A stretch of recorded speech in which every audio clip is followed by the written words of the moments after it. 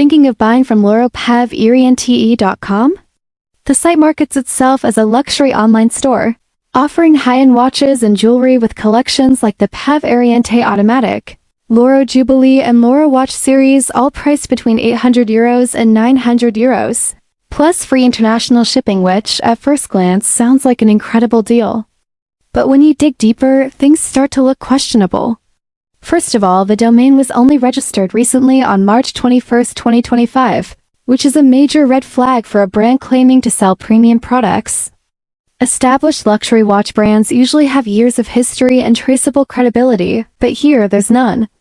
The website design tries to appear premium, but the product images seem to be copied or stolen from other online stores, raising doubts about the originality and authenticity of the items being sold.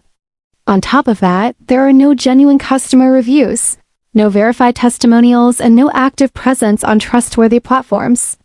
The store also seems to apply fake discounts to create urgency, showing high original prices slashed down to seem like a limited-time deal, but in reality, many of these watches look like cheap imports that are being resold at massively marked-up prices. There's also no real customer support, no phone number, no clear email response system, and most importantly, no verified company information or ownership details.